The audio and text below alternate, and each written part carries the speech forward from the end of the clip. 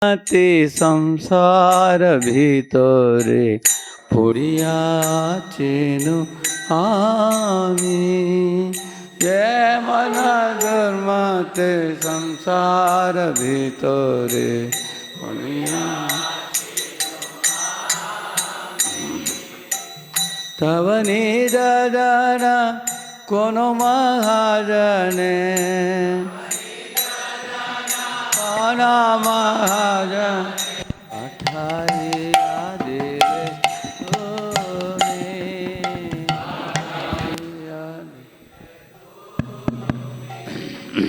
পাঠাইয়া দিলে তুমি।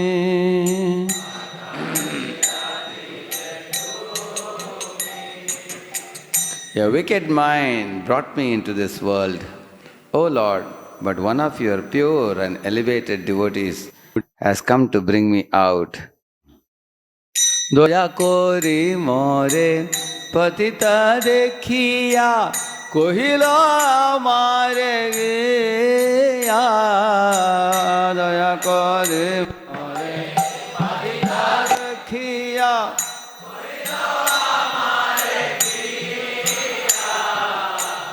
ওহে দীনা জানা শোনো ভালো কথা।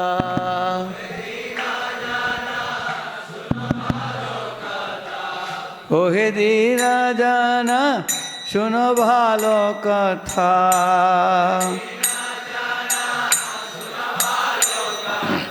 উল্লসিত হবে হিয়া।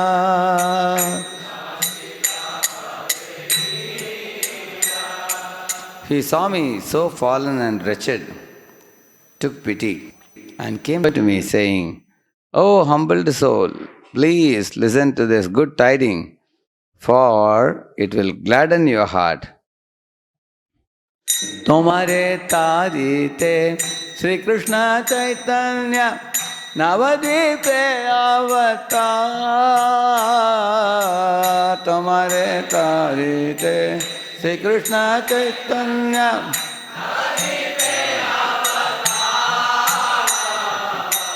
तुम्हें को तो दिन ही न जाने।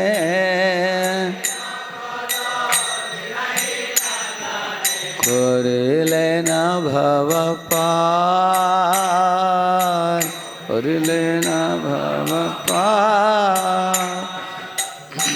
Sri Krishna Chaitanya has appeared in the land of Navadvipa to deliver you. He has safely conducted many miserable souls such as you across the sea of worldly existence. Vedera pratignya rakhi bharatare rukma varna viprasuta. Vedera pratignya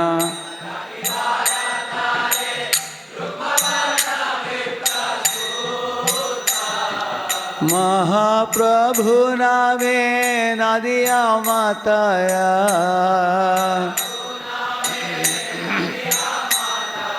संगे भाई अवधूत, संगे भाई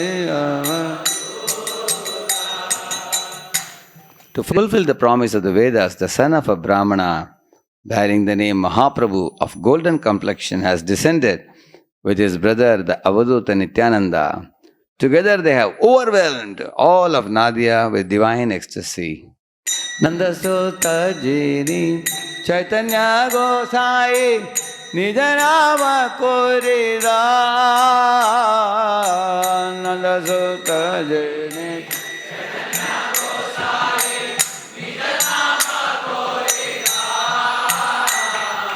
तारिलो जगत तुमियो जाइया।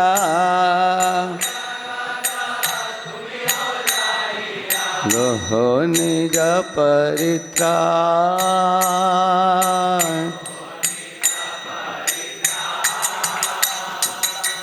Sri Chaitanya, who is Krishna himself, the son of Nanda, has saved the world by freely distributing his own holy name. Go also and receive your deliverance. Sekata shuniya asiyati nath तुम्हारा चरण तले से कथा सुनिया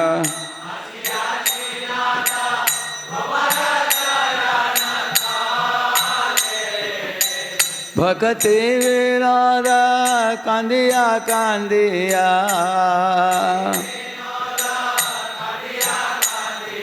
आपन कहे नि बोले आपन Oh Lord, hearing those words, Bhaktivinoda has come weeping to the soles of your lotus feet and tells the story of his life. Hare Krishna, Hare Krishna, Krishna Krishna, Hare Hare, Hare Rama, Hare Rama, Rama Rama, Hare Hare, Hare Krishna, Hare Krishna, Krishna Krishna, Hare Hare, Hare Rama, Hare Rama, Rama Rama, Hare Krishna, Hare Krishna, Krishna Krishna, Hare Hare, Hare Rama, Hare Rama, Rama Rama, Hare Hare, Hare Krishna, Hare Krishna,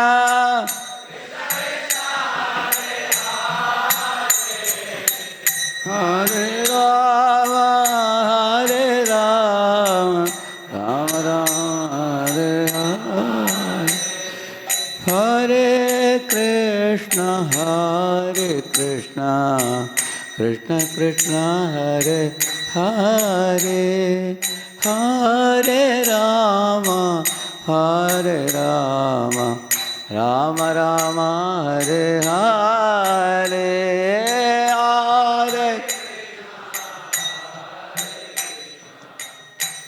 Krishna, Hare Hare, Hare Rama, Hare Rama, Rama Rama,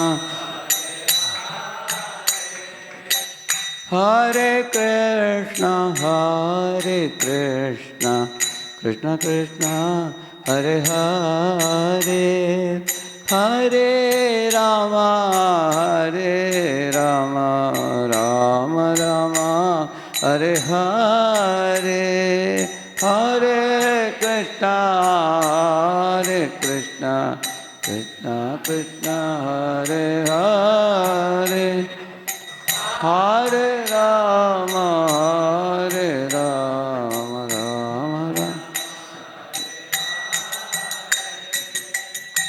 कलियुग पावन हरिनाम संकीर्तन की श्री श्री राधा वृंदावन चंद्र की श्री श्री जगन्नाथ बलदेव सुभद्रा महारानी की श्री श्री गौनिताय की श्रीनिवास पद्मावती वेंकटेश्वर बालाजी की श्रील प्रभुपाद की समावेत भक्त वृंद की ग्रंथराज श्रीमद् भागवतम की All glories to assembled devotees, all glories to assembled devotees, all glories to assembled devotees, all glories, all glories, all glories to Shri Guru and Shri Gauranga.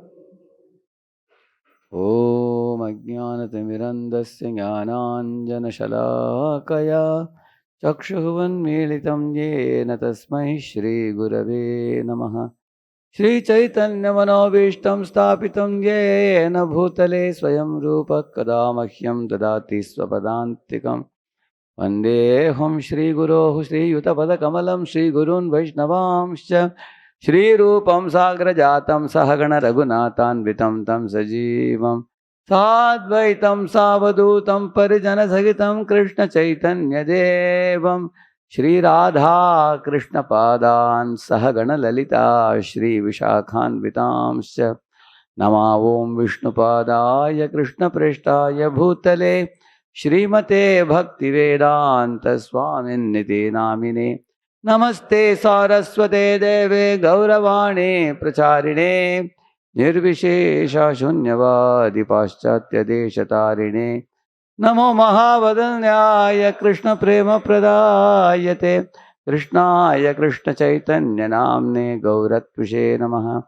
He Krishna Karuna Sindho Dinabandho Jagatpate Gopesha Gopika Kanta Radha Kanta Namostute तप्त कांचन गौरांगी राधे वृंदावनेश्वरी वृषभानुसुते देवी प्रणमामि हरिप्रिये वाञ्छाकल्पतरुभ्यश्च कृपा सिन्धुभ्य एव च पतितानां पावनेभ्यो वैष्णवेभ्यो नमो नमः जय श्री कृष्ण चैतन्य प्रभु नित्यानंद श्री अद्वैत गदाधर श्रीवासादि गौर भक्त वृंद हरे कृष्ण कृष्ण कृष्ण हरे हरे हरे राम राम राम हरे हरे ओम नमो भगवते वासुदेवाय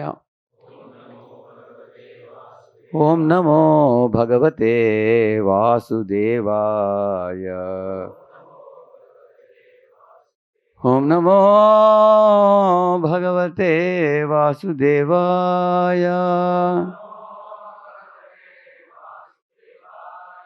नारायणं नमस्कृत्य नरं चैव नरोत्तमं देवीं सरस्वतीं व्यासं ततो जयमुदीरये नष्टप्रायेष्वभद्रेषु नित्यं भागवत सेवया भगवत्युत्तमश्लोके भक्तिर्भवति नैष्ठिकी कृष्णाय वासुदेवाय देवकी नंदनाय च नन्दगोपकुमाराय गोविन्दाय नमो नमः.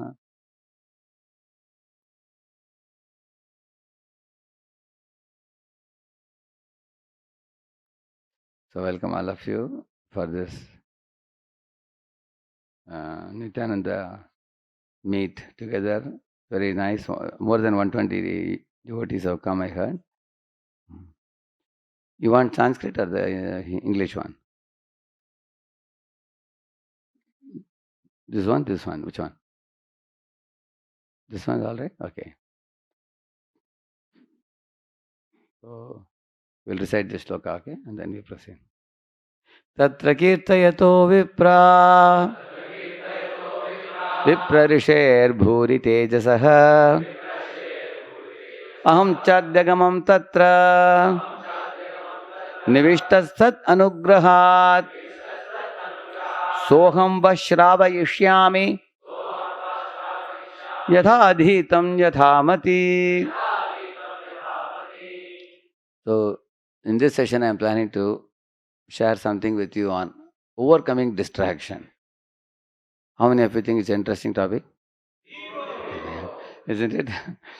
So, as we are living in Kali Yuga, a very dangerous age, and whether you are a devotee or not, everybody is victimized by the snake of distraction. So, therefore, I thought it's a useful topic. So, two Prabhujis, two Matajis can recite the sloka, please. Tatra kirtayato vipra, like that in the same raga, yeah? Tatra kirtayato vipra. विप्रऋषेर्भूरि तेजसः अहं चाद्यगमं तत्र निविष्टस्तत् अनुग्रहात् सोऽहं वः श्रावयिष्यामि यथाधीतं यथामति.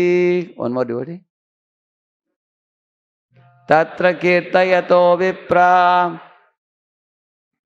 विप्रऋषेर्भूरि तेजसः अहं चाद्यगमं तत्र निविष्टस्तत् अनुग्रहात् सोहम वश्रावयिष्यामि यथादीतं यथामति. Mataji.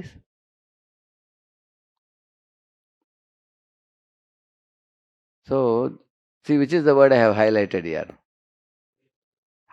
That means rapt attention. That's the meaning of nivishtas. Rapt attention. So what he is saying, Sutta Goswami here, Tatra kirtayeto vipra. There was one very great vipra, Brahmana, who was glorifying the Lord in that assembly. Who is the Brahmana is talking about?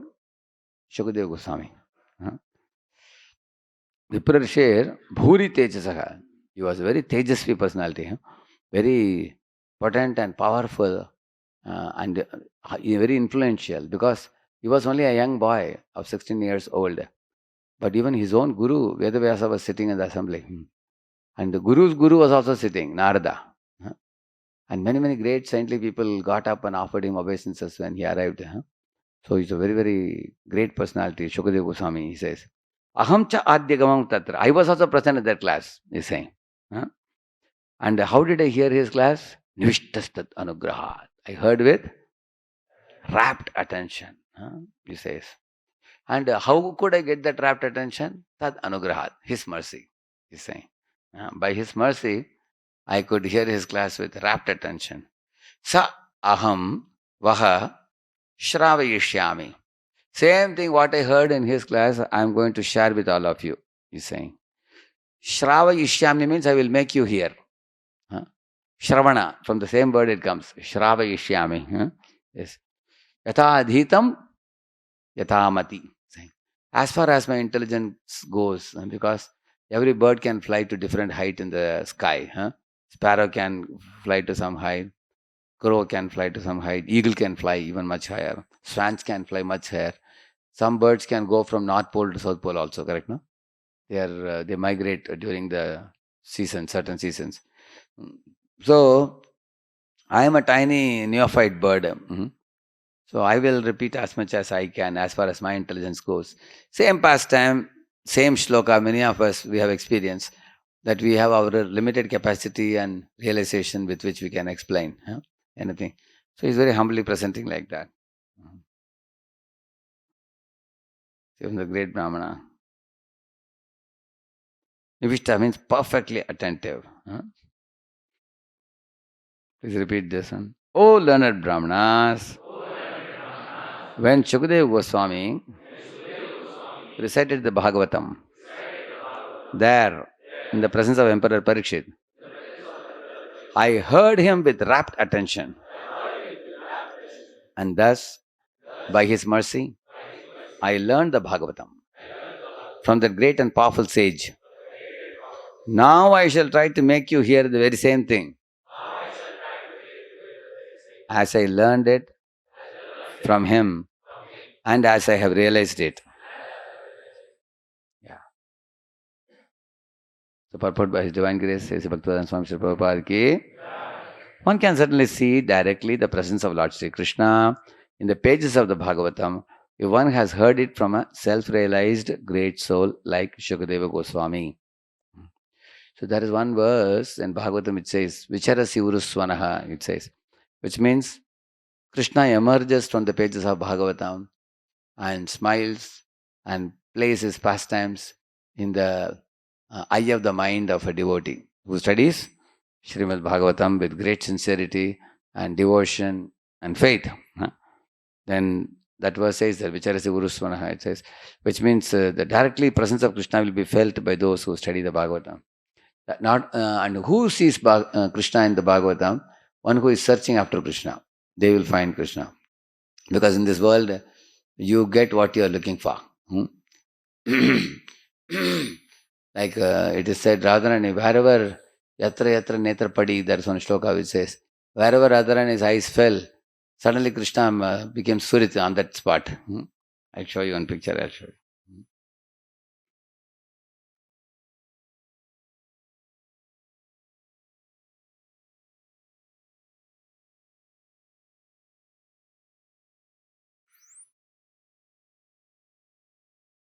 You can see this picture. Radharani is going to fetch water from Yamuna. Wherever she is seeing, Krishna is manifesting on that place, behind the bushes, on the wall, the top, in the bottom, everywhere, wherever her eyes are falling. She is looking for Krishna and she gets Krishna. Similarly, we all get what we are looking for in life. So, now what was the point here? In the pages of Bhagavatam, we will find Krishna if you are searching for him. Even in Mahabharata, for example, you're reading Mahabharata, Ramayana, if you have curiosity to see how is Krishna interacting with Pandavas. Yeah. Actually, you are all Krishna conscious devotees.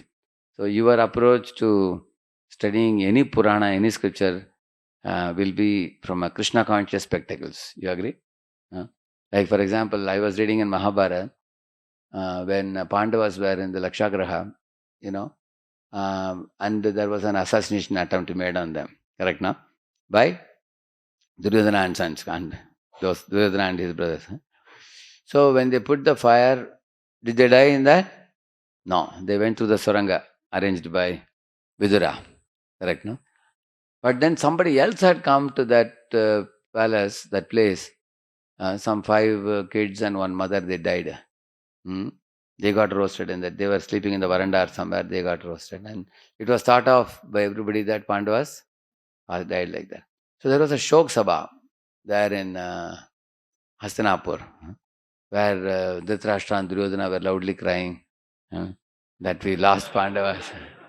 And the most amazing thing in their pastime is Krishna and Balram also attended Shok Sabha and they also cried. When I heard that, when I heard their crying, I was laughing just like all of you. Because for us, Krishna Balram are very special, isn't it? Unlike ordinary people, because ordinary people don't know who they are. So after you have understood Krishna Balram from Prabhupada, anything they do becomes very pleasing to our heart. Similarly, when Pandavas went to the assembly where Draupadi's Swayamvar was going on, there was a place, Brahmanas, then Kshatriyas, then Vaishyas, Shudras. They were all different people given different places to sit. They had the sitting places. So the Kshatriyas were coming one by one. There was 1 inch gap while hitting the fish. Or some people had a hairline gap also. Some of them were very close to the target, but they could not hit the eye of the fish. It was a moving target. So, and also you are not allowed to see it directly. You have to see the reflection in the water and then you have to hit it. So it was a pretty difficult task it is. So Kshatriyas, none of them won. So the king, the father of Draupadi, was very worried. If no Kshatriya is capable, then who will marry my daughter? Then the announcement was made, is there anybody from Brahmana side? One Brahmana got out. And all the Brahmanas were very happy. And he walked in the front. And then he picked up the bow and arrow, he stretched it. Within a short time, he hit the target. And everybody cheered and clapped hands, and especially the Brahmanas took the Rangavastra and they were rotating. They were very happy. Somebody from our side has represented us. Kshatriyas were feeling very offended, very unhappy that such a shameful thing. Brahmanas are supposed to study scriptures, and they are hitting, and we are the losers. They were feeling very unhappy about that. So at that time, Krishna Balram were also sitting. So, Balram was asking Krishna, "Hey, Kana, do you know who is this?" Krishna said, "Who doesn't know?" Who doesn't know? Because this is Arjuna. So Krishna Balram knows who they are. Actually, Krishna Balram would have desired also that Arjuna hits the target and Pandavas get married to Draupadi, correct now? So when we read Mahabharata, as soon as you see Krishna Balram coming, immediately your antenna is on. Oh, what is Krishna doing and what is he saying? And because everything he does is very pleasing to our heart. So, therefore, he says here that one can certainly see directly the presence of Lord Sri Krishna in the pages of Bhagavatam. If one has heard it from a self-realized great soul like Shukadeva Goswami. One cannot, however, learn the Bhagavatam from a bogus hired reciter whose aim of life is to earn some money out of such recitation and employ the earning in sex indulgence. No one can learn Srimad Bhagavatam who is associated with the persons engaged in sex life. That is the secret of learning the Bhagavatam. You know that famous verse, Nivritta Tarshair Upagiyamanat Bhava Ushadat Shrotra Mano Bhiramat Kavuttama Shloka Gunanuvadat Puman Virajyeta Vina Pashugnat. This verse says, first line says, Nivritta Tarshair. Tarshair means material desires. Nivritta Tarshair means one who has become freed from all material desires. Only they can speak Bhagavatam, he says. It's a very big qualification to speak Bhagavatam. So now the topmost of the material desires is a very strong leaning for sex life. It's not a question of you are married or not married. Those who are in the brahmacharya order, Prabhupada says they are attached. They are attached and detached, he says. And those who are in the married order, Prabhupada says they are attached, he says. And the sannyasis are detached, he says. So, those who are in the married order, they have attachment, but attachment can be purified by regulated lifestyle. Like husband and wife come together, they put up a family, then they beget children, they raise children in Krishna consciousness. They also have an altar, they worship the Lord, they offer the bhoga, they do a lot of Krishna conscious services. So, a man and woman come together to marry with the two goals. And one goal is, many boys and girls worry that my spouse should be a good devotee so that, I won't have to struggle with my Krishna consciousness. I will get help. That is one part of the heart. And another part of the heart is, there is also a joy that, there's a joy that we will enjoy. Like as soon as Ranath Maharaj was telling, on the day of marriage, people come and give you gifts, small and big gifts. You are very curious what is inside each gift you want to see. But later on, you take out time to open and see it, isn't it? So many people come and give you gifts. Many people embrace you. They click photo with you and they congratulate you, appreciate you and everything. So Maharaj said it's a day of joy because you are receiving so many gifts and so many good wishes and so many blessings and so many praises and so many click, so many photos. You become VIP. You become on that particular day. At the same time, Maharaj said it is not only moment of joy, it is also a moment of responsibility. Marriage is a moment of, what is the responsibility? That is regulated lifestyle. That is the responsibility. So, yes, it's a combination of joy and responsibility. So, when a man and woman are attracted to each other, when they come, the vicinity of the member of the opposite sex for the first time in one's life, and living with them and begetting a children and putting up a family and raising them gives some pleasure to any conditioned soul. But eventually one will understand that this is not the real pleasure. The real pleasure actually, when they mutually help one another, assist one another. If you read the book Third Partner, there's a very beautiful article on how husband and wife should be in Sattva Guna. Actually, if a husband and wife are sacrificing to each other and helping each other, and if they are polite and they are respectful, they are tolerant, they are patient, and they behave in Sattva Guna, then it is a very sweet home it is. It's a home sweet home, as we say. And then in that platform, Krishna consciousness becomes very smooth and easy to practice. Otherwise, if we bring our lower natures of arrogance and harshness and selfishness and argumentative nature, quarrelsome nature, demanding nature, expectant nature, so all these things actually makes husband and wife develop bitterness towards one another, and husband thinks instead of going home at 7 o'clock, he'll go at 9 o'clock. Because I don't want to go home. And the wife is feeling she's fed up, he's fed up. Then the family is a bitter family. So therefore, one should try to make things better or bitter. Better, isn't it? And for that, Sattva Guna should be practiced. Like Rama and Sita relationship is ideal. Therefore, we read Ramayana. You understand how Rama had relation with his brothers, with his wife, with his father and mother, with Vanaras, with Rakshasas, with boatmen. So when you read that, it's like soothing scripture it is, Ramayana, when you read the relationships.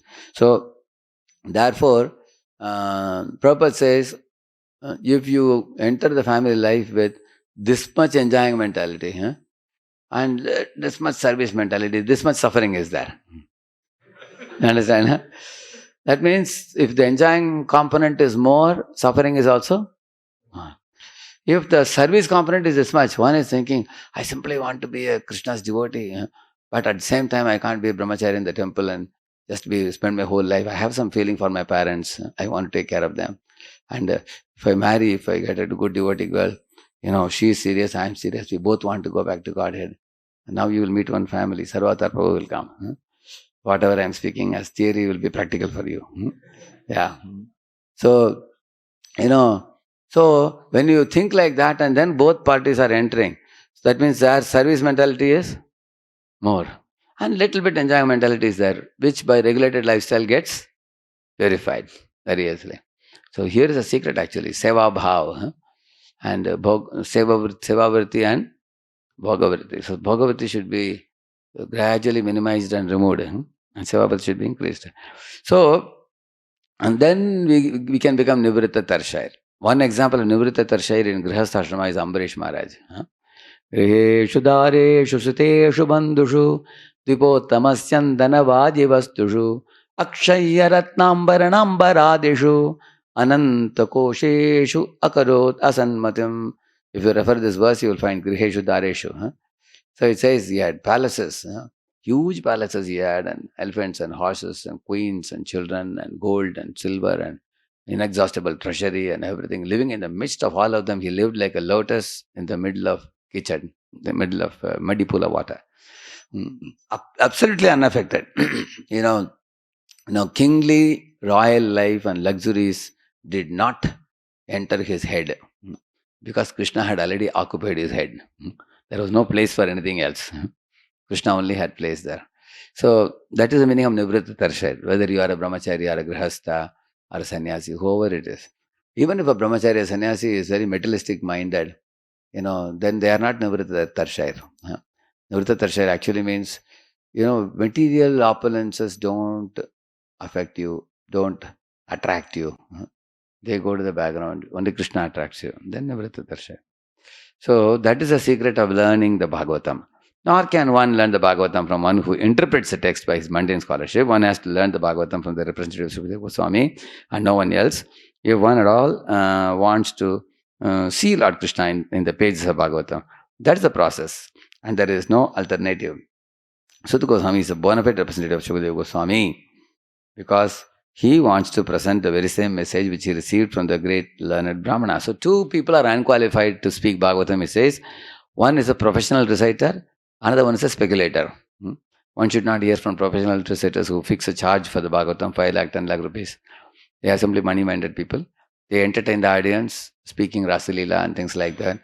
Neither is the audience qualified to hear it, nor is the speaker qualified to speak it. But the speaker anyway speaks it because then only the audience will be entertained. Actually, in such saptahas, they even put some dance also where Radharani and Krishna are meeting and they're moving their hips and moving their whole body and like that they show many things. Very sensuous kind of thing, dressed sensuously and moving. So they show it more like an amorous activity rather than blossoming of the spiritual feelings in the heart.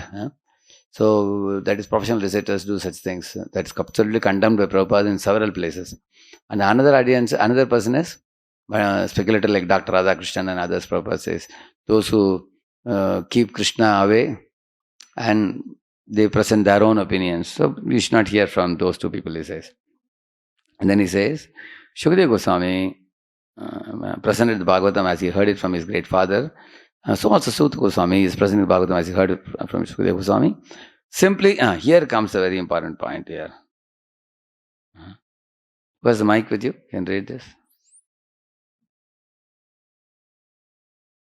Anybody has the mic with you? Yeah. Hare Krishna.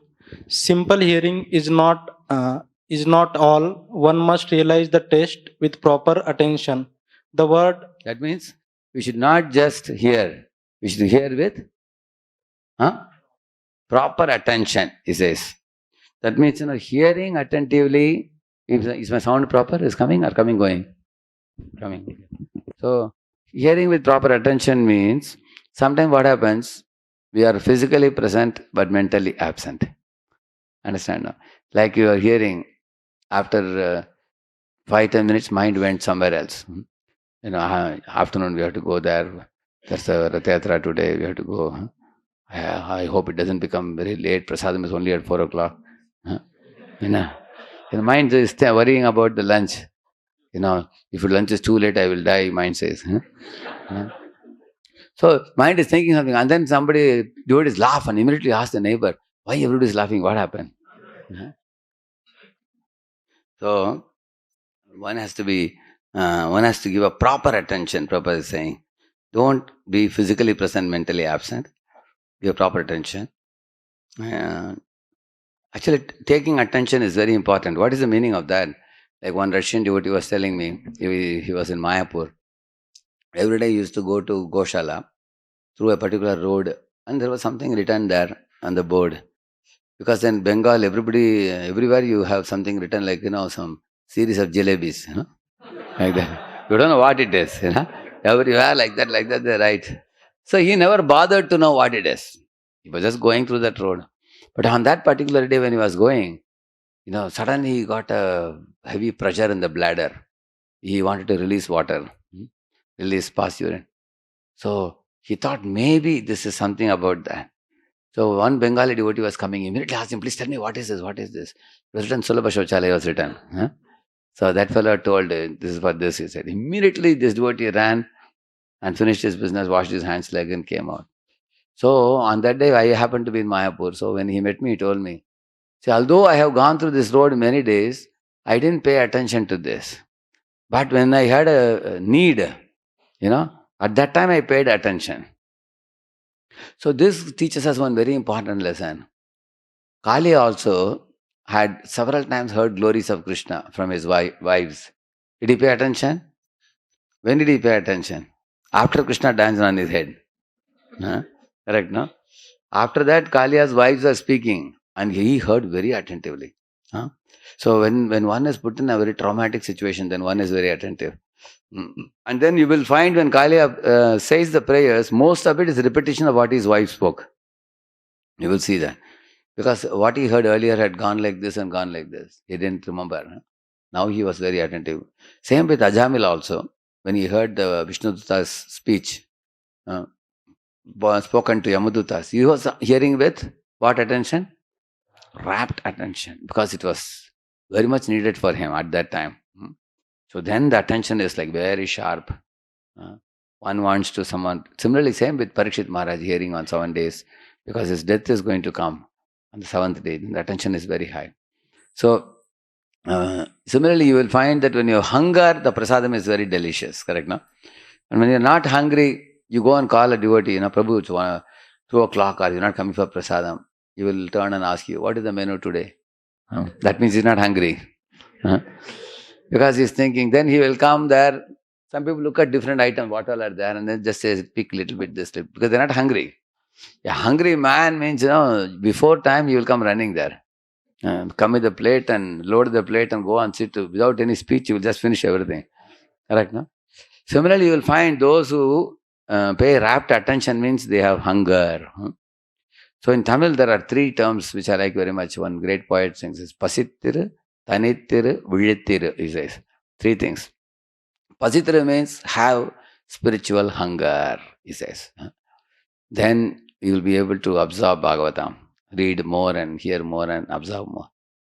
And Vijittiru means be awake, he says, which means be conscious in whatever you do in spiritual life. Don't be unconscious. For example, in the Kunjibari temple in one of the days, I went to take Charanamrita. So one devotee served Charanamrita, I drank it. After that, it was a cold winter season. I showed the hand, that fellow poured chill water in the hand. It was like as if taken from the fridge. You don't like it, correct, no? Then he said, what to do, Prabhuji? It's winter season. He said, okay, see, season is winter season. I told him you could have heated the water little bit. No, imagine you heat the water and serve the devotees with that water to wash. Everybody will wash the hand and bless you. Prabhu, wonderful. Thank you. And some will even ask you, please give me a little more. Very nice, correct, no? Because they know that you are very conscious to their needs. And then after that, I went to wipe the hand in the cloth. And that fellow who's holding the cloth like this, practically eyes closed, is just holding like this. And I saw the cloth, it was dripping with water. Then I asked him, Prabhu, what is this cloth for? I asked him. He said, this cloth is for wiping after washing the hand. Like that he said. Then I asked him, see, if I wipe in this cloth now, are you confident my hand will be dry? He never thought, yeah, more weight. So, what he told me, he said, Prabhuji, what can we do? Clothes got fully wet. What can I do? I said, call the manager, get me 3 clothes, I said. Keep 3 clothes. After one is fully drenched like this, what you should do? Put it and take the another dry one. When that is over, that means you are a conscious devotee, correct, no? After that, I went to pick up the flower. And flower I saw, they were all little blackish and very small. Flower you seen, no? Not a cheerful flower. Huh? And I was shocked. How can you offer this to Prabhupada? Huh? I immediately called the manager and said, hey, are these flowers smiling or crying? He said, you know what he said? Answer, Prabhupada, this is what we get in the market. He said, what can we do? Whatever we got, we brought. He said. Then I gave a punishment. Next 6 months, I want roses every day. I said, immediately that's impossible. They said, why impossible? No, we cannot spend so much.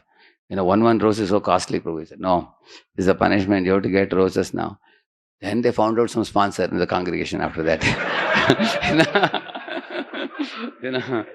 I said, every day you offer rose, you remember that I offered black flowers, very dry flowers, like small face flowers. They should be cheerful flowers. See, I am giving you examples for consciousness in spiritual life. We are putting the heart in whatever we do. We can't afford to do it unconsciously like a dead person, So, therefore, he is saying that simply hearing is not all. One must realize the text with proper attention, he says. Yeah. Actually, how do you know that you are hearing with proper attention? It will produce thrill in your heart when you recite the Bhagavatam. Parasparan kadanam pavanam bhagavat yashah mito ratir mitastushtis nivrittir mita atmanah. 3 things are produced if you hear Bhagavatam attentively. He says, what is it? He's saying, mito ratir. He's saying, the devotees who recite Bhagavatam together, sitting in a group, just like Lord Chaitanya Mahaprabhu, Nityananda Prabhu, Haridas Thakur, Sanatana Goswami, Rupa Goswami, and Gadadhar Pandit. These are the people sitting there. You must have seen one picture, 7, 8 of them. And Gadadhar Pandit is reciting Bhagavatam, and all are hearing. Mahaprabhu is hearing. So, mito ratir, it increases affection of devotees for one another when they recite Bhagavatam properly.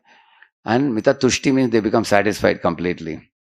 And nivritti means they become free from all sufferings which are produced from material desires. So, in this way, 3 benefits of reading Bhagavatam are mentioned there. Parasparanukataram verse. So, one must realize the text with proper attention. The word nivishta means that Suta Goswami drank the juice of the Bhagavatam through his ears. Generally, you drink juice through the mouth, but this juice is drunk through the ears. There are verses in Bhagavatam which says, one verse I will tell you, Tvam bhakti yoga paribhavita hrit saroja ase shrute kshitapato nanunata pumsam yad yad dhyata vurgaya vibhavayanti tat tat papu pranayase sadanugrahaya. See, the second line says, Tvam bhakti yoga paribhavita hrit saroja. Hrit saroja means your lotus heart. Your heart is compared to lotus. Ase means the super soul stands on your heart. On the lotus of your heart he is standing. Ase, how he stands?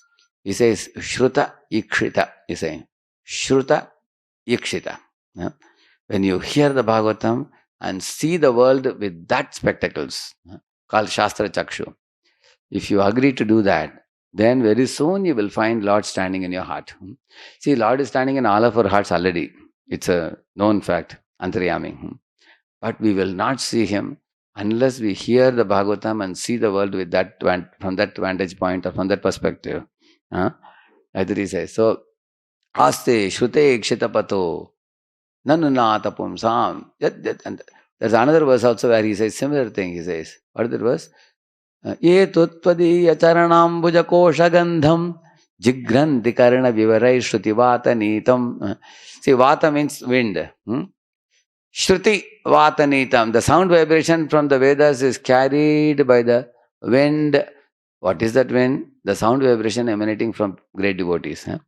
That sound vibration carries the fragrance of dust particles from Krishna's lotus feet. And how do you take that? Fragrance you generally take through the nose, but this is taken through the ears, he's saying. He's saying, Tvan Bhakti Yoga, sorry. Yetat Tvadiya Charanambuja Kosha Gandham Jigranti Karna Bivarair. Karna Bivarair means ear hole. Shruti Vatanitam. So it should be taken like that, he says.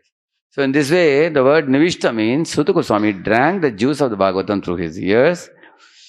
Vayam Navitropyama Uttama Shloka Vikrame Yatashanvatam Rasajnanam Swadu Swadu Pade Pade. At every step, the Bhagavatam hearing is becoming more and more nectarian.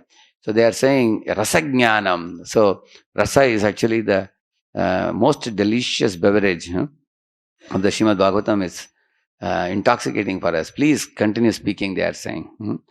So that is the real process of receiving Bhagavatam. One should hear with rapt attention from the real person, and then he can at once realize the presence of Lord Krishna in every page. The secret of knowing Bhagavatam is mentioned here. Now here comes the most important point. This is a golden purport which I have chosen today. You can see this. Read it. Anybody who has a mic with you? Anybody has a mic? No, the secret? No, in the mic. You have to speak in the mic.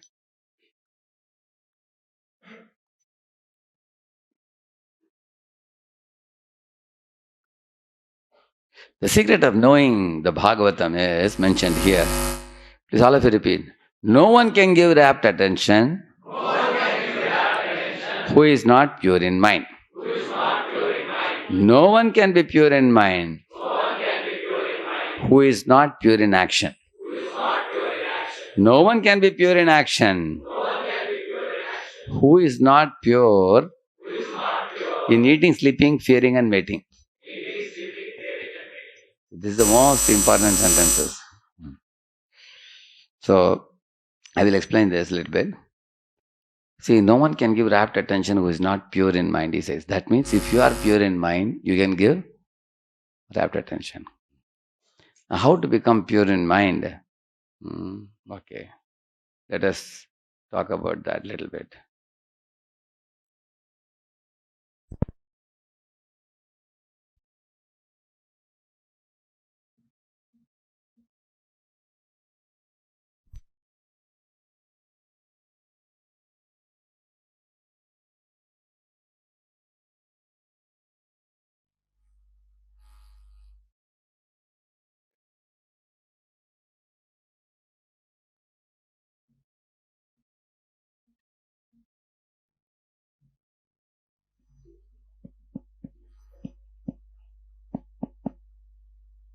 Remember these two examples. See, when our mind is impure, it is like a mad elephant. The mad elephant can lift and throw a scooter, or it can destroy a car, correct, no? It can chase after people in the forest. You might have seen some videos how elephants can be very dangerous sometimes. They're short also in case. What's happening? Is loud and clear? Okay. On the other hand, a good elephant, even children are not afraid of a good elephant. Child can go and give a coin and the elephant accepts it and gives Ashirwad. You've seen that? Yeah. And then they can touch the trunk, they can beat on the side of the elephant. They have no fear. Children also, you can see that, because it's a trained good elephant. Some elephants even pick up the children and take and keep on their back also. Some in Mayapur, they have this, elephant procession on Saturdays. You've seen that? Yeah, Radha Madhava is sitting and we all are walking with the elephant. We have no fear. Trained elephant it is. Correct? Yeah, and trained elephant can even pick up logs of wood in the forest and bring it and put it in the lorry. So it can be, actually, elephants are human-friendly creatures. You can walk an elephant on the road, even a majestic elephant, right? Correct? It's a trained elephant. Have you ever seen them, they're walking a tiger or lion on the road? You don't see that. But elephant you can see. That means elephant is a trainable animal. Our mind is also trainable in the same manner. So we want our mind to be like a mad elephant or a trained elephant? Trained elephant. Similarly, out of the two, flood and dam, which has energy? Both have energy. See, Flood has kinetic energy, dam has potential energy. Both have energy. Okay, out of the two, which is destructive energy? Flood and dam? Flood. So one doctor says that if you become extremely angry with somebody, you're breathing heavily, it is equivalent to running 5 miles distance. That much energy is expended by you. So in this way, similarly, like Duryodhana was very greedy for the land, correct, no? Even in the absence of the Pandavas. See, Pandavas were in forest, Duryodhana was in city and holding the kingship of the whole world. But who was happy, Duryodhana or Pandavas? That's the most amazing thing, right? See, Yudhishthira Maharaj was lying in the floor in the forest and hearing the chirping of the birds, recitation of the Vedic mantras, the holy rivers flowing, and the Brahmanas, saintly Brahmanas, giving pure words and of advice and suggestions and everything. And every day morning, yajna, puja, and all such things.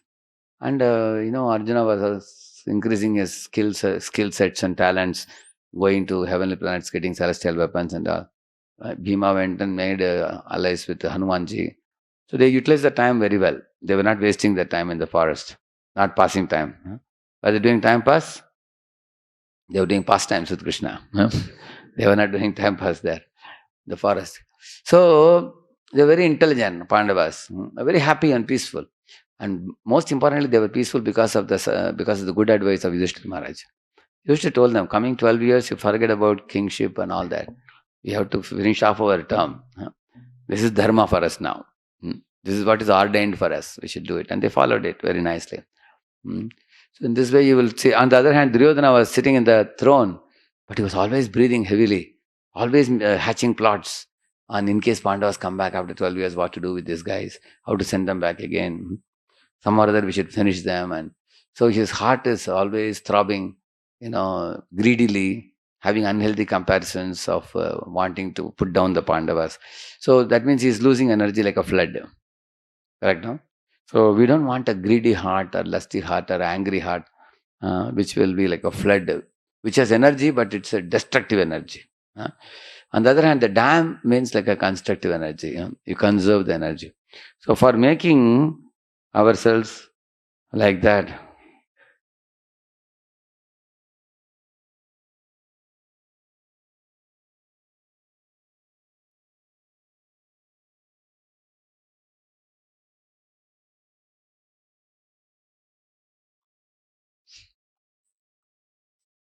see, these are very important for training the mind.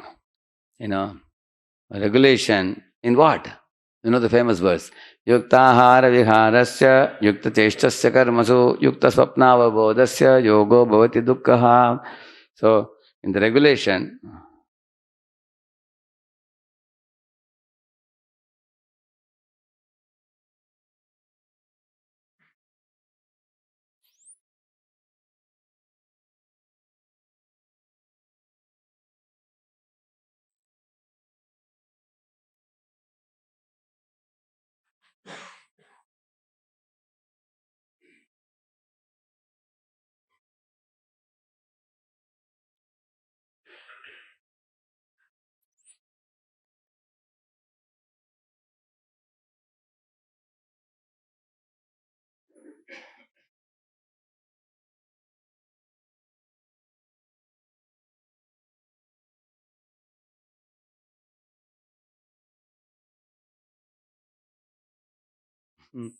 huh? So this is called regulation. Yeah. Actually, if you overeat, what we will do?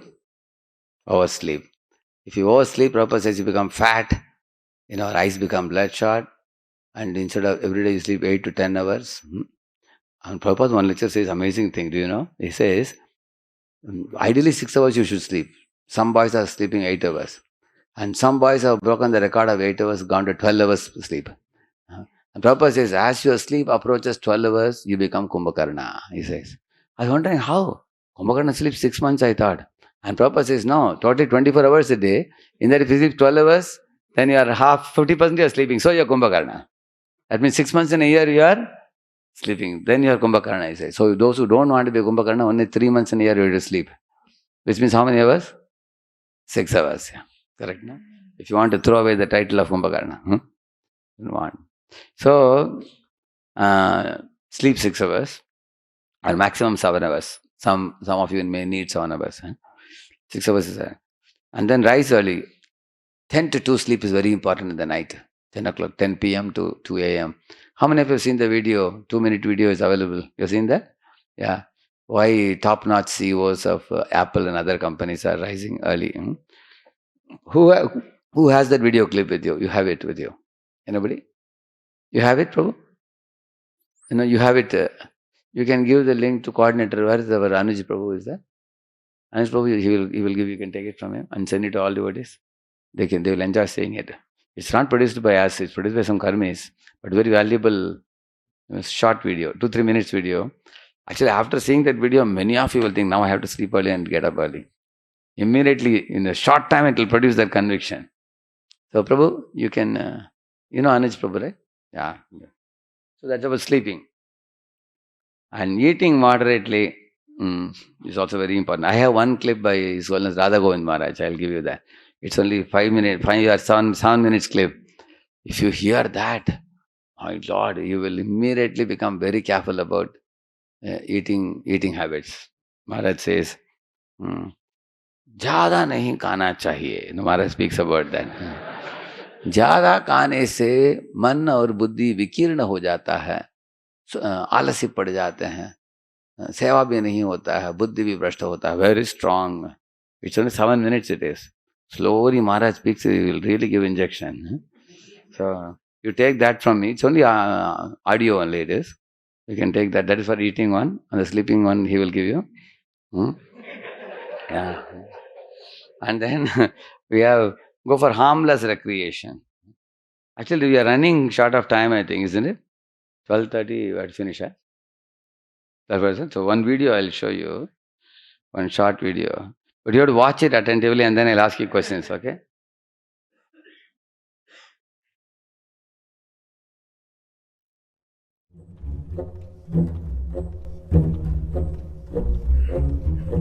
Sound is coming?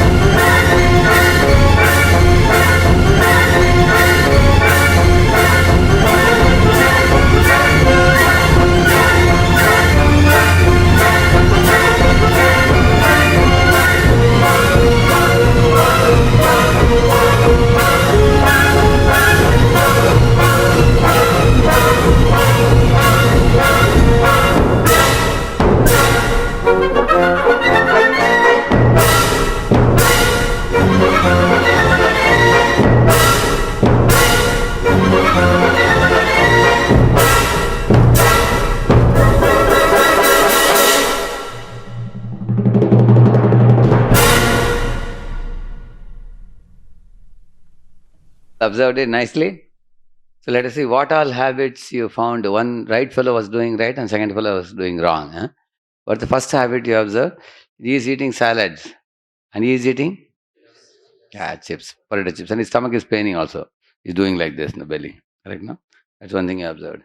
And after that, you observed that one fellow is doing exercise and this fellow is kicking it away. Correct? No? And he's going in the car. So one fellow is choosing book, some book to get like you have Bhagavad Gita audio book, you hear it, then you become more wiser by learning it. Whereas that side person, what he was doing, huh? Always he was choosing radio, hearing some movie music, and all that he was hearing. Correct? He was doing that. After going to office, there was a big stack of work to be done. So this fellow, seeing that work, he was like overloading. He wanted to have a change, so he went to YouTube. Correct, no? You saw. Whereas the right person, what he did? He took little work and to-do list he was ticking. That means work is getting done. Although you can't do everything, you can do little by little, work is going. So he was not tempted to go to YouTube. If you go to YouTube, it's an ocean. Millions of videos. How many of you experience of getting lost in YouTube? Correct? No? We all experience, isn't it? Sometimes curious. Sometimes some people get into animal kingdom. They watch. Like one devotee was telling me, Prabhuji, these birds are dancing so beautifully, you see. Or this, how tiger is chasing after a deer, as African safari and all that you see.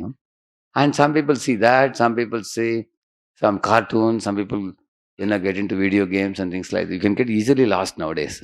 Very easy to get lost. So he got into YouTube. So, and then that fellow was not going to YouTube, although the temptation was available. What he was doing? He was choosing to do the work. So he gave priority to work. So he was tick marking. To-do list was getting done. So these are some things I observed. Anybody want to add to this? You saw anything more? Phone call, yeah. When phone call comes, that fellow cut. You saw that?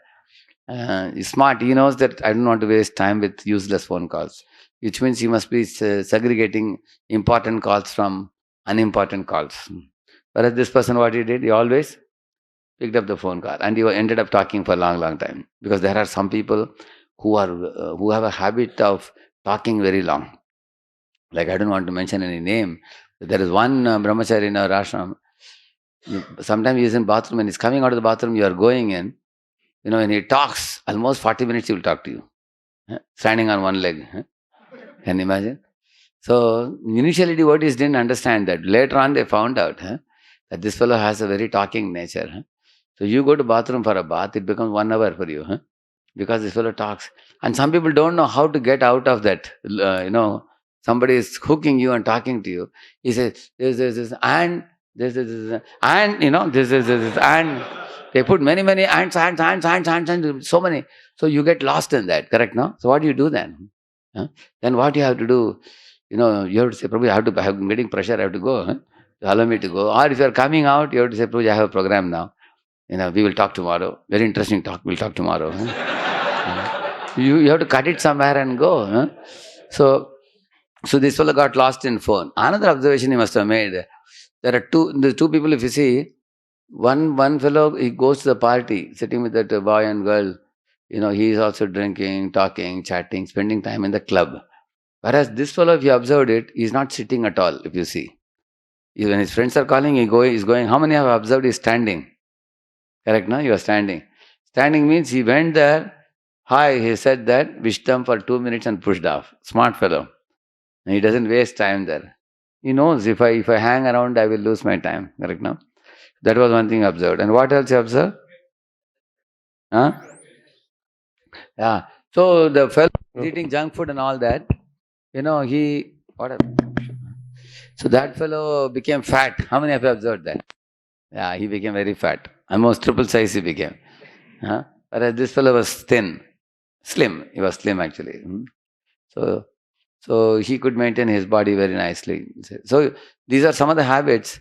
And why they are showing repeatedly, do you know that? Why 3 times they showed the same thing? When you do it every day, you get into that loop. and it becomes your second nature, and you just can't get out of it. You get used to that. So we all have to, all of you devotees, we have to make a list of our activities from morning to night, and take a red pen and round up those habits which you feel are like that other fellow, what we should not do. I've already started doing. So it's very, very helpful. Like, the biggest problem is what? When you open the computer, you know, the problem with this computer is internet is already attached, inbuilt in this. What do you call that? Modem is inbuilt in this. So as soon as you open the computer, net is connected immediately. Then what happens? Then things which you need to get from the net, like emails and things like that, immediately become curious. But in some places, you have to connect a wire to that. What do you call that? Landline. So don't connect. First do all your important work and then you connect. Because the moment you connect, then you are likely to be seeing many other things also. So anyway, you all know what I'm talking about. Like tiger is hiding behind a bush, and that's where there is a in a body of water where the deer has to come to drink. Similarly, computer is the place where we have to do good work, as well as it is the same place where we get distracted. Correct, no? So distractor is like a tiger, and our good work is like the water body, and we are the deer. You understand the example? So how many of you are deers who are caught by a tiger? And still we are sitting here because in this distraction, what happens? We are half eaten by tiger already. Half we are still alive now. So if you want to get out of the tiger's mouth, we have to kick off the distractions. So therefore, I have said that go for harmless to Krishna consciousness recreation. Eat moderately. Don't eat junk food. Eat proper prasad, and then sleep early and rise. This is about regulation.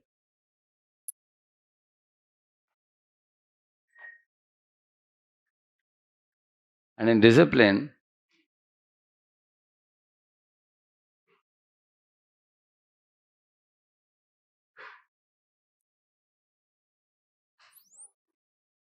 the big achievement, if you can do that.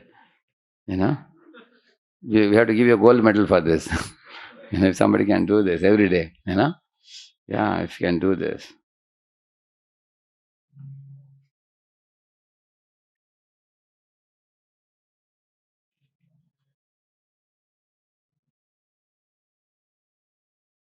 A simple formula: morning for Krishna, daytime for office, evening for family. A evening for family doesn't mean you're just sitting at home and chatting and with the family. No, you can take the whole family to some program also. Husband, wife, children. You go for some weekly once or weekly twice program. One weekly program you can attend. One weekly program you can give also. That is also with the family. Say husband and wife are hosting a program. Wife takes part by cooking. Husband takes part by speaking. And then all the people come to your home becomes very colorful. So many Vaishnavas come and decorate the house. And then you feed them prasad and give them a lecture and kirtan. So one day you are giving out preaching. Another day you with your family go to some senior devotee's house and then hear a lecture. So that is also a family time because you are going with the family and your wife meets her friends, you meet your friends, and then the children meet their friends, correct, no? It's a very nice experience it is. So 2 days in a week you take out with the family. And one morning in a week, like say Saturday morning or Sunday morning, you come to temple with the family. Whole morning program, 4:30 to 9:30. That is also, it's a family time and devotional time, both. Similarly, 2 evenings, one evening for your own program and one evening for attending a program. So in this way, that is also counted as family time. But apart from that, every family requires attention for the children's study, for planning for the finance, and solving the problems in the family. So those other evenings will be required for that also, the family. And if we don't do our chanting in the morning properly, or if we don't wake up in the morning, then we struggle with some of the spiritual part of the duties in the evening time. So our life becomes very messy. So we need to we need to have a discipline in this. Another very important aspect discipline is,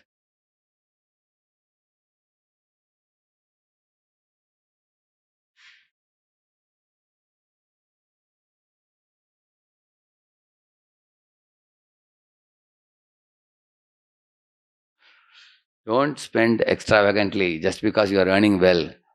Because if you don't save, even after you become 70 or 80, you still have to work.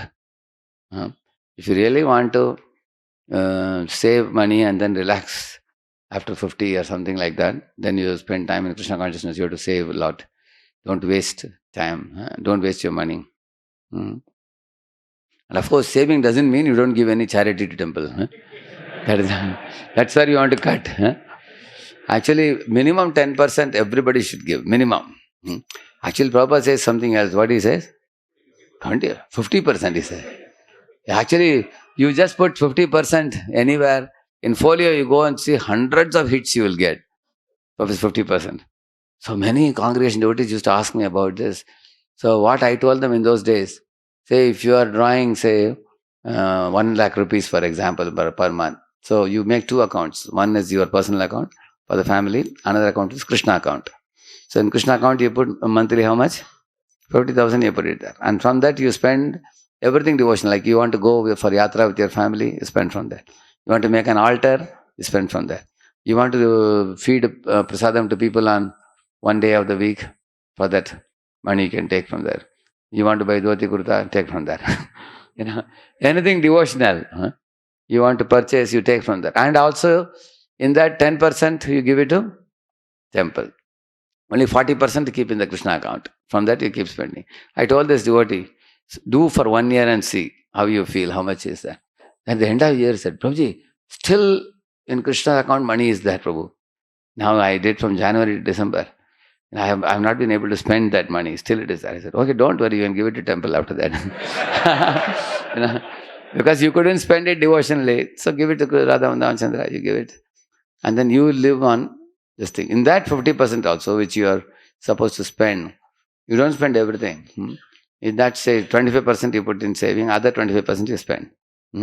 That means actually many families can live easily in even 25,000, 30,000 rupees, but they spend 60, 80,000 rupees because of extravagant spending. Actually, for that, husband and wife have to sit together and think, where are we spending unnecessarily? See, nowadays, if you go in Uber, Ola, it's very costly. You go from here and come, 2,000 is over. Money is over. So then one family was telling me, what to do? Uber, Ola, costs are high. I said, don't go out only. I said, unnecessarily don't. Why to go out here and there? You go for one evening program where it's walkable distance. In your own colony, there is a program held there. Or you hold one program. 2 evenings are gone in that. Correct, no? Other 2 evenings, sit with the children, sit with the wife, family.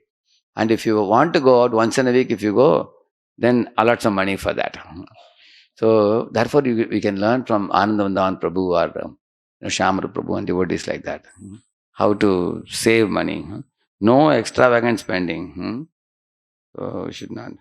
So that is also, a discipline.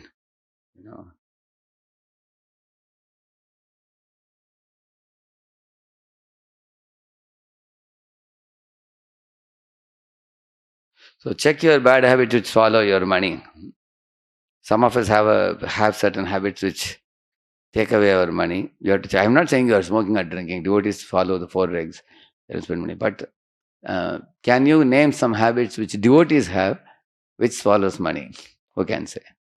There are many. Yes, Prabhu? Yeah? What is it? Branded? Branded items, he's saying. They want to buy branded items. Okay, what else? Govindas. Big expenditure. Yeah, what else? Big house, he's saying. See, you can live in a 2 BHK, but then you want to take a 3 BHK or an independent bungalow. Yeah? Anybody else? Yeah? Luxuries, yeah. When you go from necessity to luxury, you have to spend a lot. That's true, yeah. Yes? Costly electronic gadgets. What can be done with simpler gadgets? You go for a costly electronic gadgets, then you spend more money. Right now, what you can do something in 20,000, you go for 80,000 one. That's how you spend. Because you think I'm earning money. Say, it's not that I'm not earning, I'm making money. Why not spend? But this is how, if you plan with your money, then you save money. Actually, husband and wife should be one-minded in this. Then only they can save money. If one out of the two parties have a hollow hand, whatever water you put goes down. Some people have a hand like that. So Discipline is required, yeah. Same with dress also. Some people have a policy that every Diwali, every New Year, every Janmashtami, we also have to get a new dress. And yeah, then if you have new dress purchasing policy several times in a year, a lot of money goes in there, correct? No? Yeah, let us see who has the maximum sets of dress here. We will see. Who has any of you would like to suggest a number? Anybody has 25 sets dress you have? Okay, 20 sets? Anybody? 20 you have. Okay, he has 20, yeah. Anybody record break? You crossed 20? How many? No, you only 15. 15 pairs. He has 20 pairs. Anybody? Yeah, yes? 60, 60. Yes, 60 pairs. Real record break. Okay, let us see who has the minimum number of pairs. Anybody who has the minimum? Anybody less than 10 here? Anybody? Goswami, who are the Goswami? Many Goswamis here. They have less than 10. Amazing. Isn't it? See, now I gave a practical example now, correct now? You can have extravagance in dress, in eating, everything. So this is like discipline. You got an idea now what I'm saying. Actually, disciplining habits also. Yeah, that also is discipline. So I told about regulation, discipline, and habits. I already showed you a video. Already showed you. You got an idea, correct now? So you learned about regulation, discipline.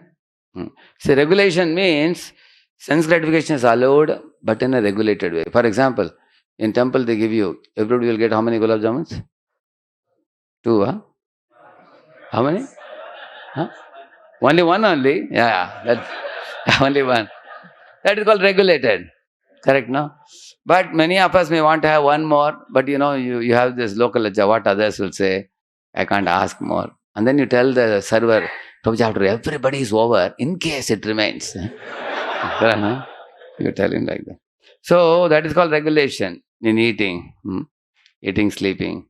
So, sometimes grahasthas, what they do, one family calls another family in the morning to wake them up at 4:30. And then they call this family, this family, this family. Finally, the call comes to this original family from where they start. Then they know the loop is complete, means everybody's woken up. They do like that. So some 5-6 families, they make a team kind of thing. They wake up each other. So we can do something like that to wake up in the morning. Okay, we got some idea about... Actually, one thing I didn't get time to speak today is about concentration and distraction. That will need some time. Actually, these 3 are very important things we have discussed about training the mind. Actually, if we train the mind well, then mind can be like a good elephant. Correct, no? Yeah. So, what I could not speak is about... these are all I told you how to avoid the distraction. In concentration, there are 4 A's. I will write the 4 A's and I will conclude.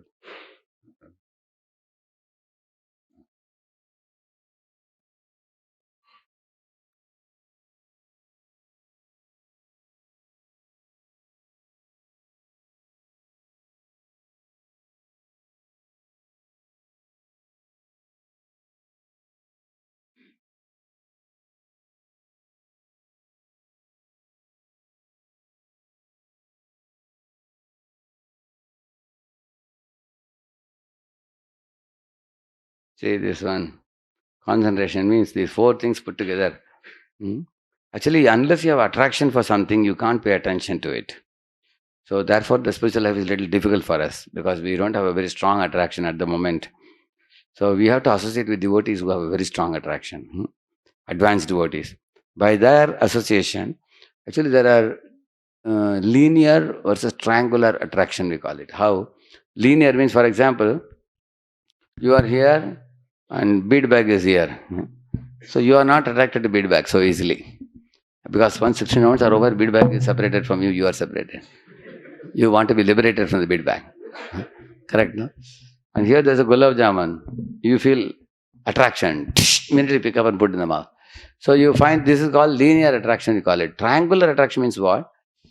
You are there and you see there's another devotee and that devotee is greedy for this object. So you see him always taking the bead bag and chanting, always reading Bhagavatam, always dancing ecstatically in Kirtan. So You see this person and you see this, and this person's attraction you see. After seeing that, you become inspired by this person, then you pick it up. It's called triangular attraction, we call it. So, in Vaishnava circles or in Karmi circles, in both places, this triangular attraction works very powerfully. For example, those who drink liquor also, they will always want to make a team of friends also. You've seen that? They say, chalo yaar, we'll go to club, we will drink. They will not do alone. Birds of the same feather. Prabhupada says, in the sky you find parrots flying together. You've seen that? Crows fly together. In the streets also you find dogs live together. Prabhupada says dogs fight also. After fighting, they again live with them only. Have you ever seen dog leaving a dog going and living with cats? You will not find that. Dogs live with dogs and humans live with, although they fight with one another, they still live with the same jati only. Similarly, we are all devotees, so we have to live with devotees. So we have to find devotees who are very inspiring to us. And their attraction to Krishna conscious things will make those things attractive for us. Yesterday, one boy was commenting, this is only Chandramali Swami Maharaj was dancing like mad. Yesterday, very powerful kirtan he did. Night. He said, hey, Maharaj has spent for practically 50 years. After 50 years, if somebody can be so ecstatic, I am convinced that Krishna consciousness works. One boy was telling, yeah, this Maharaj is now, his age is beyond 70. He's dancing like a 20-year-old boy. It's so much ecstasy. So this is triangular attraction. You understand, no? Now he also is ecstatic to dance now. He's convinced to dance after seeing a great soul. You understand, no? So that is attraction. From that attraction comes attention on something valuable. And then your mind gets absorbed over a period of time. Absorbed like a sponge, dipped in water. You become completely absorbed. And then the awareness is a very important thing. When NVCC temple construction was going on, I used to come here sometimes to supervise. One mason, I asked him, what are you doing? He said, I'm putting the bricks and making a wall, he said. Another fellow said, I'm building a hall, he said. But third fellow said, Swamiji, I am very blessed in my life. For the first time in my life, I am making a temple for the Lord, he said. So amongst the three, who has the best awareness? First or second or third? Third fellow. So in your life also, if you do with awareness, it will be very fulfilling to heart, very satisfying. And so anything, like even the office you are going, don't see that job as a karmi job to be hated. Prabhupada says, because you are earning money from the job and giving charity to Krishna's service, so you should see that Krishna has awarded you that job. And like Arjuna also was doing his duty as a Kshatriya warrior. So like a railway line has two lines. Similarly, you have a spiritual duty and you have a material duty. Why material duty is there? Because you have a material body. If you have no material body, then there is no material duty. Imagine you are only spirit soul now. No subtle body, no gross body. You have given up everything. Then what duty you will have? Only spiritual duty. Then you return to spiritual world and you are dancing with Krishna. You have no other work. But right now we are like, we have a material component, spiritual component. So we need to do material duty. So anyway, we have to do it happily without grudgingly doing it. Do it as an offering to the Lord. Like he says, Yat Karoshi, Yad Ashnasi, Yad Juhoshi, he says like that. So do it with the proper awareness. And as I told you 3 times, time for family, time for profession, time for devotion. This is a tripod. One leg you remove, it will fall. Other 2 cannot stand. See, if there is 4 legs in a stool, one if you remove also no problem. But there are only 3. Family, profession and devotion. So you cannot compromise on any of this. You have to take care of family and take care of profession, take care of devotion, all the 3. So this is good enough now. Another time when I come, I can speak more on concentration and distraction alone. On that topic, we can speak another time when I come. Srila Prabhupada ki, aur Bhakta Vrinda ki. Thank you very much. Yes, quick. Hare Krishna. In the purport, there was something like, we should do proper eating, sleeping, mating, and fearing. Correct. What is fearing in that? I didn't understand. I tell you, good question. See, he is asking in this purport. See, the secret of knowing the Bhagavatam is mentioned here. No one can give rapt attention who is not pure in mind. No one can be pure in mind who is not pure in action, he says. And no one can be pure in action who is not pure in eating, sleeping, fearing and mating. Now, which means eating only to keep body and soul together is called pure eating. That means eating not for tongue titillation, not overeating and going to sleep, but eating and getting energy to serve Krishna. Like anybody knows in science, the word energy is defined as what? Capacity to do work. That means after eating prasad, you should do work, which is called seva.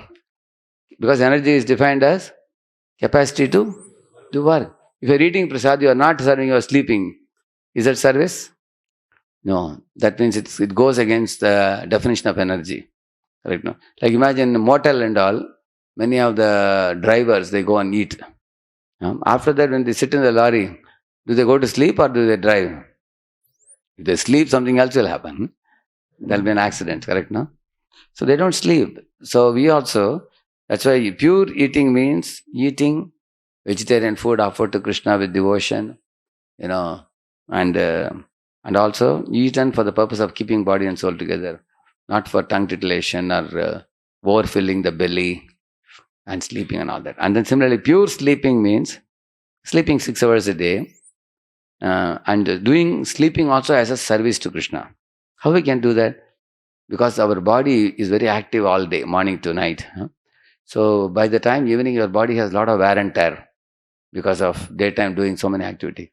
So when you lie down in the bed, the body gets recuperated and replenished in the night through the metabolism, pitta secretion, and all those things happen in the body. So you are actually relaxing the body so that the body can, in the daytime you do external work. In the night time, body does internal work.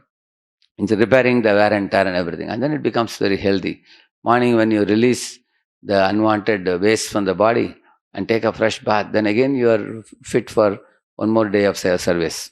So sleeping can be done as a service. But sleeping for sense gratification means even after 4 a.m., lying in the bed till 8 a.m.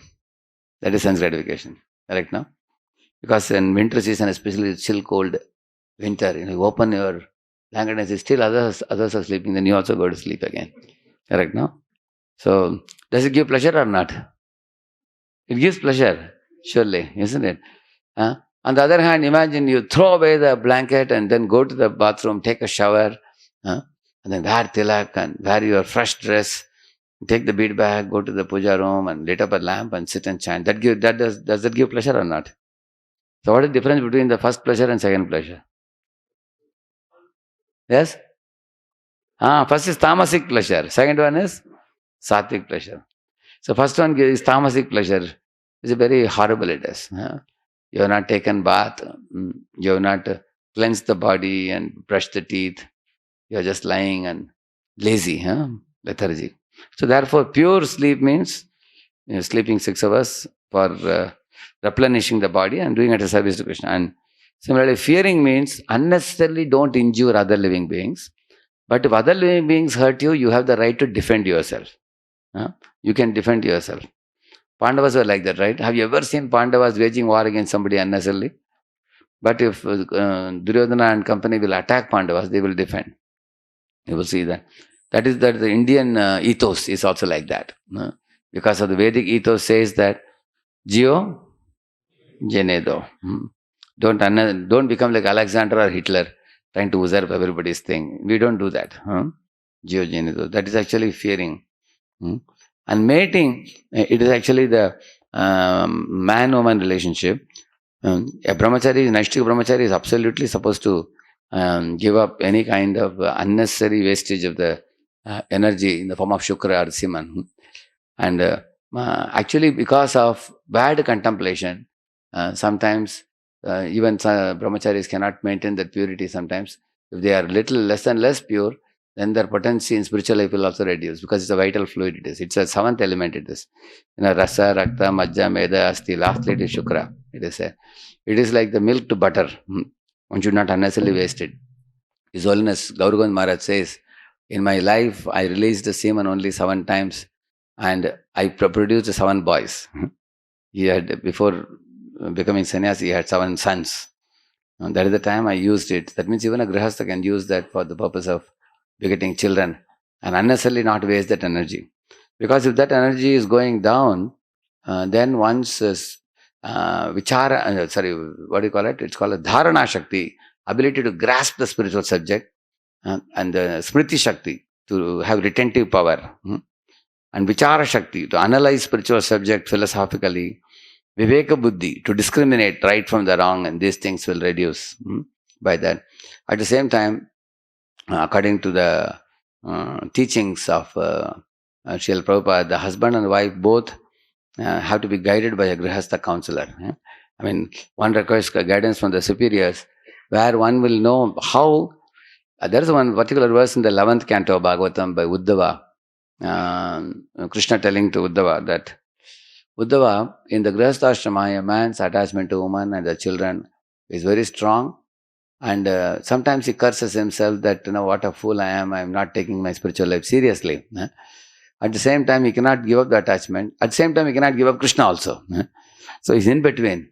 So in this way, repenting oneself, a grihastha man and woman, they should keep practicing spiritual life, keeping hope against hope, that one day, this kind of bodily allurements, attractions and all we will surpass. And then we will be able to experience Shuddha Bhakti. With that consciousness, a grihastha should go on and on. Like that, Krishna tells Uddhava. That's a very, very beautiful verse. I can tell you the verse number also. If you want, you can go through it. It's very... Yeah. This is the one. It is... this is the verse number you can note down. 11, 20, 27. 11, 20, 27 and 28. 2 verses. You can read the purport yourself. You will... So, in the mating aspect and family attachments, what should one do with it? So, Krishna tells Uddhava very nicely in this 11, 20, 27. So, in this way, if a husband and wife both are spiritually advanced, what happens? By that, then their bodily needs are less and they can do a lot in spiritual life. See, how is it like? See, if I try to picturize what I'm telling in your mind. Say, for example, some people, when they travel with heavy luggage. You have seen that? Like one family was taking this wheel bag, 4 or 5 wheel bags they were taking. And one wheel bag was so big, like a bureau, the whole family can fit inside. Such a big thing they were carrying. Husband, everybody can put inside. Such a big thing they were taking. So, what is the, disadvantage in carrying such this thing, especially if you have to climb up the staircase in Royal Station, you have to have a porter carry that and all that. But some families travel light luggage. How many of you have seen? Correct? I'm not only telling brahmacharis. Even families can travel light luggage if they want.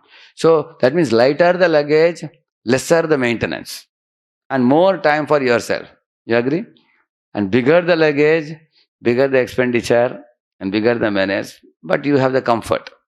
So if you want more material comfort, according to Bhagavatam, then the spiritual time and spiritual focus gets reduced. So we have to make a balance. Why you have to make a balance? I'm telling you, every one of you sitting here, you are not the same in your psychophysical nature. Your needs are different. See, somebody has a need for more material goods. If you artificially try to renounce, you will feel fear. How can anybody live like that? But I have seen some families can live with very little goods, they can live. But basic principle is maximize Krishna time, minimize Maya time. Very simple formula. Keep in mind. Yeah. So in this way, our eating, sleeping, mating, defending can be kept pure. By doing these things purely. And also, for example, eating. Don't eat in hotel, which is not offered food. It is impure food. Very dangerous. Sometimes Grihasthas say, what can we do? We can't cook at home and the ISKCON temple is far away or whatever. No. If you eat in hotel, it will be very impure. Yeah. So, in the same manner, in each of it we can talk about, similarly in the fearing also, many times we attack others out of our misunderstanding without clarifying properly. So the interpersonal clashes and all happen, that comes in fearing. So it's possible for us to make these things purer and purer. Like, one Grihastha was asking, is it all right if you worship demigods? Why to disturb Krishna unnecessarily? See, I told, Dhruva Maharaj had a material desire. To whom did he go? Did he go to some demigod? He went to Krishna only, So, even our Kardamani had a desire to marry. Whom did he go to? Actually, he told Lord Vishnu, I have to marry because my father has given me an assignment of, being a Prajapati. And I have to beget some children. But I am afraid that I will get entangled. Therefore, my Lord, he said, you only give me a wife, he said. Because if you give me a wife, if I have a problem, I will catch you. So Lord told Kardama that, hey, very intelligent fellow, very smart. So then I told this fellow same thing. Why do you go to demigods? Because great souls are, Dhruva, Kardama, they are all going to Lord for material. Even if you ask Lord for material thing, it is better than asking a material thing from a demigod. And if you leave everything to Lord and just do devotional service with firm faith that He will take care of you, that is a higher standard even. More higher standard. So thank you all very much. I have exceeded the time. Shri Prabhupada ki, Gaur Bhakta Vrinda ki.